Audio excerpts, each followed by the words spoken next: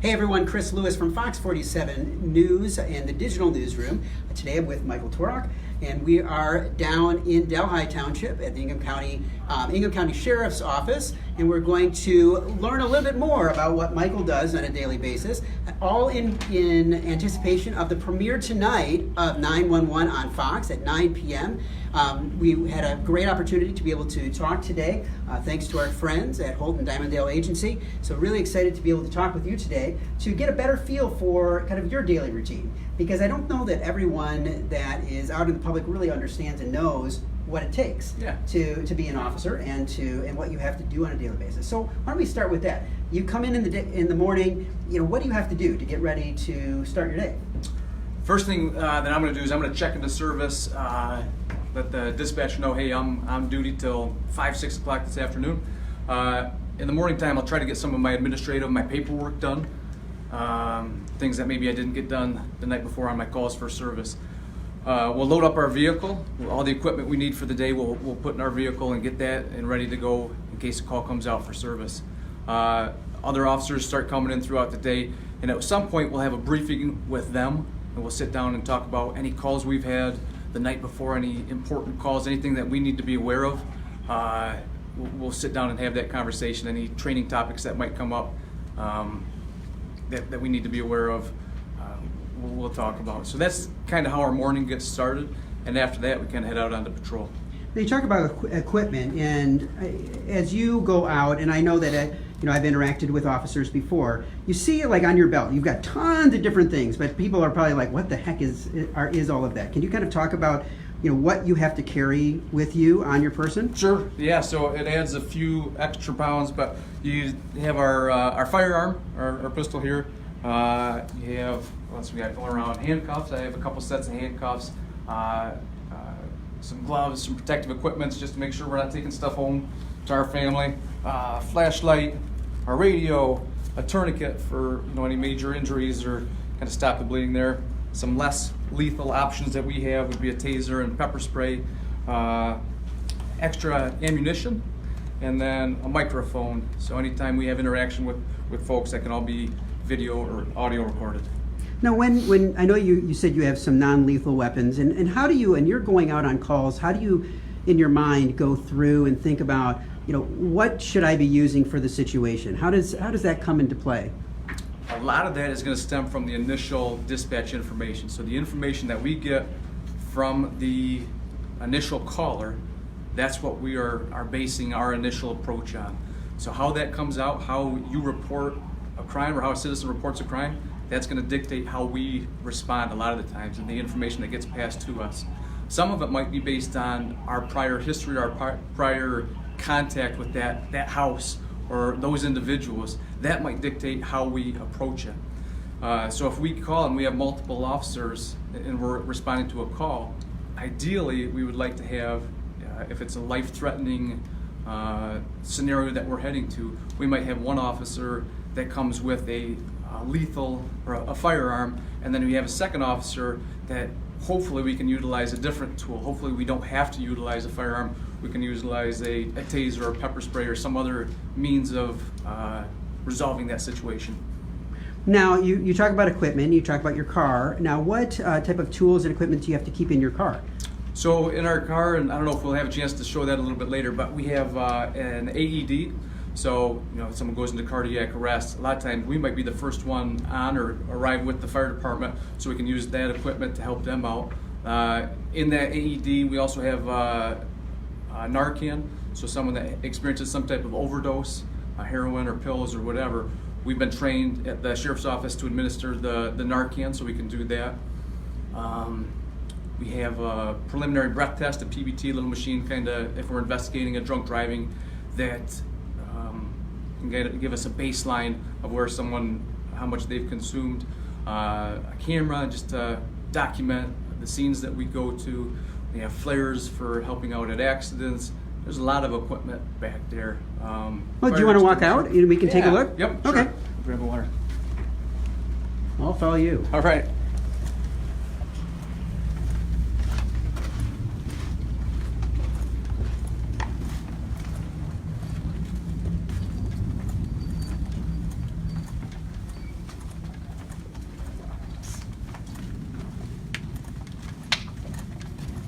Everyone, we're live at the Ingham County Sheriff's Department. We're with Michael Torok, a deputy here. We're going to go check out his car. We've been talking about what he has to do on a regular basis to be able to be prepared for his day. And we're going to go check out his vehicle and just kind of see kind of the things that are in the vehicle. If you have questions, feel free to leave a comment. We can ask questions along the way, but we're learning more today. Pick the farthest part back. Sorry about that. That's perfectly fine. Now, do you always drive the same vehicle? So we are assigned vehicles. Yep. So this is the vehicle I'm assigned to. That way you kind of take responsibility for, you're aware when the oil changes are due, some of that type of stuff. Mm-hmm. So I'll just pull out just a little bit because a lot of the gear's in the back.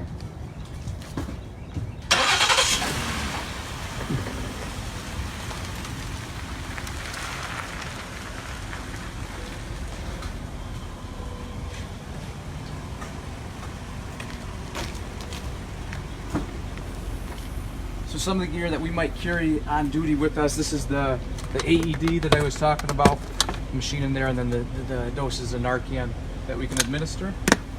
The PBT, just have someone blowing that and give us a baseline of how much alcohol they may have consumed.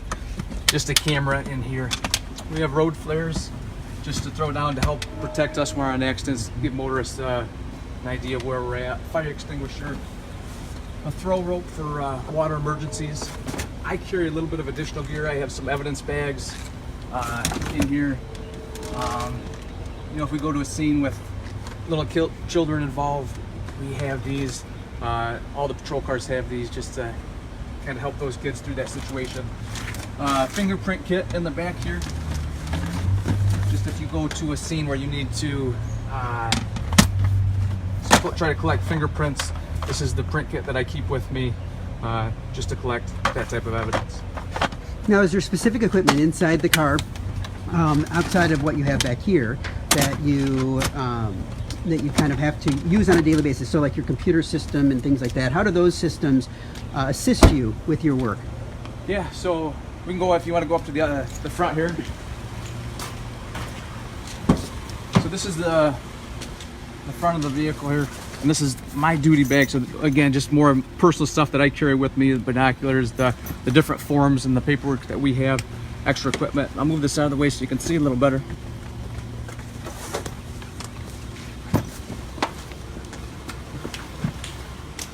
I'm gonna just get in on the driver's side.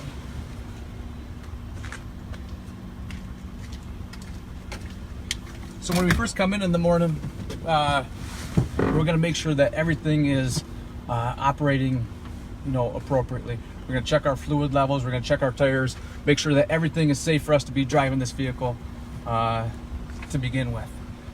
We check the back seat. I already did that first thing in the morning. I checked the back seat to make sure there was no contraband or anything dangerous. So if I do put someone back there, it's not going to be a concern to me. I'll check my lights and my sirens, make sure they're working properly. And I did that first thing this morning just to make sure that all works. Then I'll physically get out and I'll make sure that all my lights are on and that there's no issues with this car. I'll check my radar up front here and make sure that that is working properly. That way if, out on patrol later, we detect a speeder, we can say, yep, I know for sure that this machine was operating properly. All of our vehicles, when we initiate our lights here, it will audio capture and video capture what we're doing. So I make sure that that's working. I test that to make sure that that microphone is working properly. And then you asked about the computer system. We use this, oh boy, I'll have to log back on, but some of the programs that we have on our computer, we have, if we do end up writing a citation to someone, that's all done on the computer system. There's a printer right here that we can write citations with. If communicating with our central dispatch, that's all done through a computer. So I mentioned before previous calls for service, that might be something that's done through the system. There's a GPS on the computer that will show us where we're at in the township and the county, where all the other units are at in the township and the county. So it is something that we use quite a bit. Now, you talk about other units. When you are on, how many officers are typically on with you? That'll depend. So today we have a command officer, 2 community police officers, myself, and another deputy. So there's 5 of us total right now in the out county, different patrol area. There's 3 out there, I think. But if I come in on a weekend, it might be just me and another officer. It might just be 2 of us on. It just depends on the day. And then if you have to respond to a call or you need backup, you have others that you can draw from? Sure. So there's other agencies, obviously, within Ingham County. We have the state police, an awesome resource. LPD borders us. So if we have a priority call for service, we can have quite a few officers there in a short amount of time. Now, how long have you been an officer? For 10 years. And what made you initially decide to go into this field? I know I wanted to be an officer from a very young age. I was like first, second grade. That's what I always wanted to do. And I think maybe initially I was drawn to it, like the excitement. You get to chase bad guys. You get to drive fast. You get to some of the stuff you see on TV. That's probably, I think, what initially drew me to it. And for you, I mean, how did you get into it? I mean, did you go to college for it? Did you go to did you go through training? I mean, what kind of training did you have to go through to be able to get to where you are today? Yep. So I went to local community college for 2 years for the just criminal justice aspect of it. A couple years for EMS to be a paramedic, and then police academy. That was my training to get into this field. Now, you talked about that when you were young, you had a picture of what being an officer was. And now that you've been an officer for 10 years, that may be the reality, it may not be. But what would you say that you like most about being an officer? Yeah, so that's certainly changed. I still enjoy, some of the exciting calls, some of the excitement that we have as an officer. No doubt about it, I still enjoy some of that. But every day is different. You get to get out and drive around. You get to interact with the community. And then I also enjoy, our job is to serve the people that we work for, serve the citizens here in the county. And I really enjoy that aspect of it. Everybody out here probably watching has had an opportunity to be a good Samaritan, to go help somebody, and the feeling that gives you. We get paid to do that job. Hey, someone just slid off the road. Can you go help them? We get to go help. Hey, this person was just assaulted, or they need help. We get to go do that. So being able to serve people and serve the community, that's what I enjoy about this job. Okay. I know we talked about going on a little bit of a ride around. Do you want to still do that? Yeah, absolutely. Okay. So get it.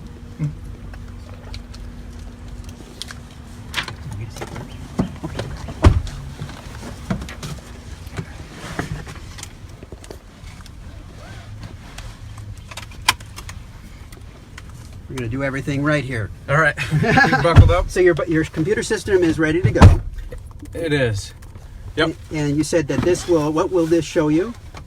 This will show me right now where all the other units are at. So if I go to this map feature here, it'll show me exactly where I'm located. I'm the little blue dot right at Cedar and Holt Road there. And it'll show me, if I zoom out, it'll show me where every other unit in the county is at. So just zoom out a little bit, and it should show me, where my partner is at. So our school resource officer, Deputy Bellinger, looks like he's over probably by the high school somewhere. And then we can look out. There's a Lansing unit not too far away up by the Meyer. So we can just kind of see where everybody's at. And that's important, because if I see one of my partners make a traffic stop and they're on the other side of the township, maybe I want to start heading that way just a little bit in case, something happens where, I can be a little bit closer to them. Now, one of the things you said earlier was that at the beginning of every shift, you do the walk around, you check everything. What happens if you find that there is some issue with your vehicle? So if we would put it out for service to our mechanic out in Mason. Let him know, hey, we're bringing a vehicle out to you, and just find another vehicle to use for the shift. Now I know that we are, we're premiering 911 tonight, and sometimes movies and TVs don't exactly get it right when it comes to what it is really like. But what would you say that what do movies and TVs get wrong when it comes to police work? Probably, I mean, obviously the shows are there to entertain, and they kind of not sensationalize, but they'll show the highlights. It's like the ESPN top 10. They're showing all the highlights of what happens. There's probably a good chance today that I'm not going to get into a car chase. There's a good chance I'm not going to get into a foot pursuit. There's a good chance that I'm not going to have to, I hope not, use my firearm. And that's something that, if you're watching these TV shows, that happens every single time, every single episode. So that's probably something that's not accurate. Now, as a deputy with Ingham County Sheriffs, when you go out onto the road, are you finding that you're going to have to, you do the entire county, or do you and your other officers take parts of the county to have to go and follow up on things? So right now I'm assigned to one township. I'm assigned to Delhi Township. The citizens of this township contract with the sheriff's office to have our services here. So right now, for about the last year, this is where I'm assigned to. We also have officers that are assigned to the out county area. So all the other townships, so Stockbridge, Leslie, Bunker Hill, Locke Township, all those other townships, Allen, they patrol those areas, and that's what their area responsibilities are for, to investigate any calls for service in those areas. So we're driving through a neighborhood right now. Correct. And is this kind of typical that you would check on different neighborhoods, do some drive-throughs, make sure that that there's no issues going on, and that's pretty typical? Yeah, absolutely. So when we're out on patrol, it's not that I'm just driving around aimlessly waiting to react to a call. I'm not just ho-hum just driving around. What I'm doing is I'm looking for one, maybe a traffic violator, someone traveling too fast, someone on their cell phone not paying attention and causing danger to somebody else. That's what I'm looking for. A lot of the stuff we look for on patrol, it might be driving related. But not only that, when I'm going through a neighborhood and I might have my window down and just looking around, I'm looking for maybe some suspicious activity, maybe something that doesn't look like it belongs, something that's a little out of place or whatever. And I'm constantly looking. Our job is to kind of be inquisitive. That's what we do. What would you say? We had one person ask a question about what type of emergency call do you most dread? That might be different for every officer based on their personal life experiences. I mean, they might go to a call that affects them more than another officer. I think broadly speaking, though, something involving maybe a child where they're seriously hurt or injured could stick with someone. It was obviously in the news not too long ago. We had a fatal accident involving a couple children, and the responders that went to that, I imagine that was extremely difficult for them to deal with it. So I think broadly speaking, that something involving kids or someone that's just vulnerable, it could be an older adult that is being taken advantage of or hurt, is something that would stick with us. Now, earlier you talked about the school resource officer, and I know that the sheriff started a Safer Schools initiative. How do you think that program benefits the community? I think it's been a great initiative that he implemented for a number of reasons. It gives us some positive out-of-car experience with these folks.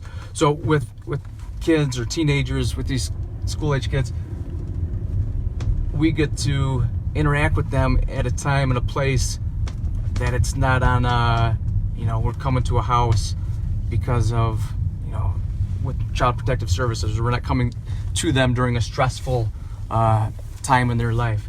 It gives us a time to, build a good relationship with them. So I think it's awesome. It also, if there is, we're encouraged to walk through the schools as often as we can, to go to the schools, not just the school, like I'm assigned to Holt Middle School. So not just that school, but we're encouraged to go to the high school, go to the other schools in the district. And so become familiar with the layout, become familiar with the faculty and the kids there.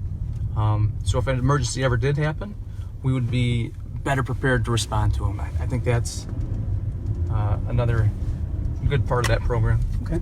One person just asked the question of, can you leave your work at work?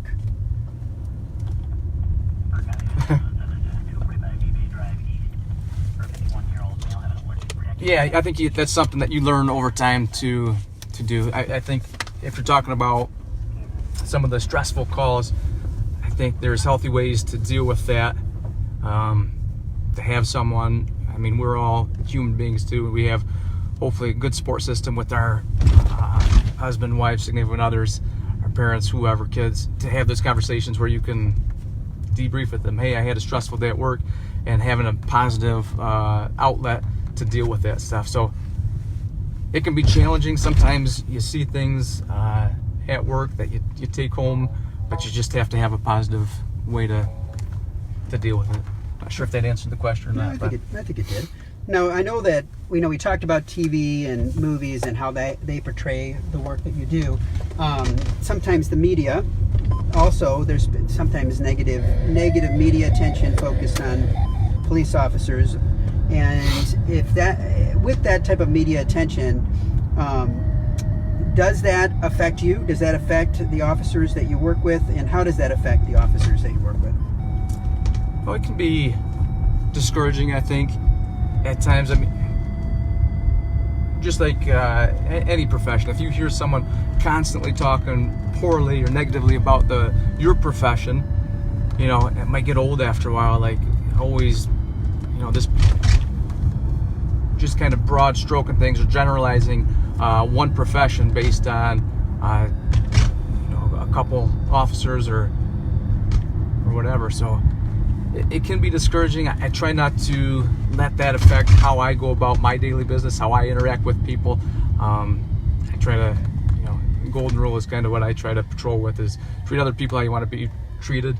I try to show respect to everybody that I interact with, and hopefully get the same in return. So now, one of the things that people may not always know is, especially if they've never been pulled over before, is if you end up pulling someone over, whether it be for a traffic violation or some other violation or whatever, how should people behave when people are pulled over by you or other officers? So let's perfect example. We're coming up to a fairly busy intersection here. If we're coming up to this intersection, or you are as a citizen, you're up here, an officer's getting ready to pull you over. It's rush hour traffic. It's 8 o'clock in the morning. There's a lot of traffic around. Maybe if you have an opportunity, pull into a side street, pull into a business, get off the main roadway. It makes it safer for the officer to interact with you. And again, when they come up, if you're able to, if you have interior lights, I always suggest, hey, could you turn those lights on next time? It makes it better. We can see exactly, especially at nighttime or early in the morning, we can see what we're coming upon when we come up there. And then maybe just throw your hands right here. Don't be, even if you're just going for your insurance, wait for the officer to come up. You're saying on your dash or on your steering wheel? Yeah, if you could, when the officer comes up, if you can just roll down your window, have that down, and just toss your hands somewhere that they're visible. Don't be reaching around all around you. Don't be reaching in the glove box. Just wait for them to come up and make that initial contact with you. Okay. Now, you talked about how you're working with youth, so that there are not as, I'm not going to say not as many, but that you can diffuse some situations ahead of time, but also that you can avoid confrontations in the future. And what would you say that people can do to avoid confrontations with officers, no matter in any situation? Yeah, I mean, we understand that sometimes that's going to be difficult. Usually we don't get called to a scene when people are quietly having a disagreement or an argument. We get called when things are heated. We get called when emotions are high, stressful environment. So I guess to have a good interaction with an officer, try to have your emotions under control. And once they are, again, just going back to treating other people how you want to be treated. The officer should be talking to you respectfully, and just give that same courtesy back to them. Be respectful to them as you talk to them. It's pretty simple give and take, I think. Sure. You know, we've had a couple questions come in, and someone asked, who's been the greatest influence on your career? Boy.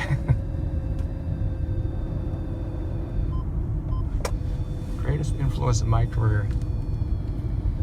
We had a supervisor here. He just retired in December.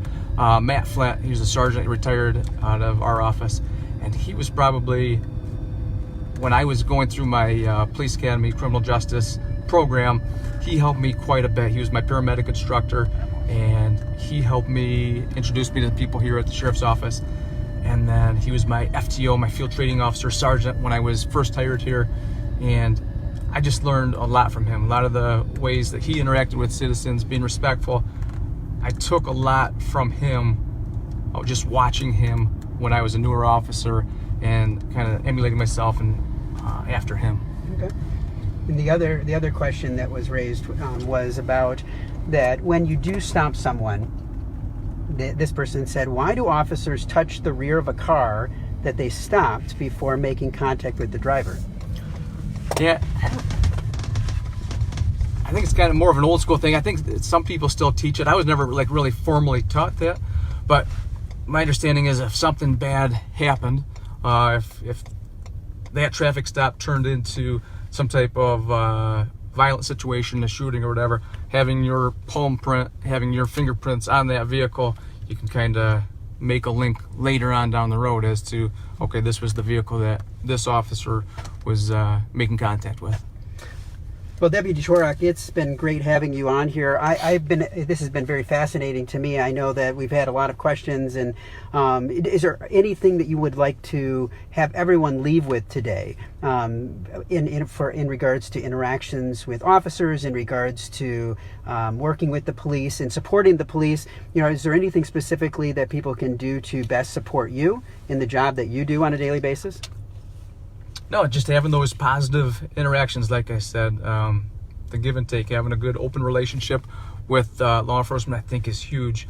And if you support us, or even if you don't support us, if you question why we do the things we do, we offer ride-alongs. So if anybody wants to come to a ride-along, we have forums. You just walk a day in our shoes and see what we do, and maybe you'll get a better take of why we do the things we do. So if you have more questions than what we can post right now, I'd be happy to take any ride along and show them exactly what we do and answer any questions that people have.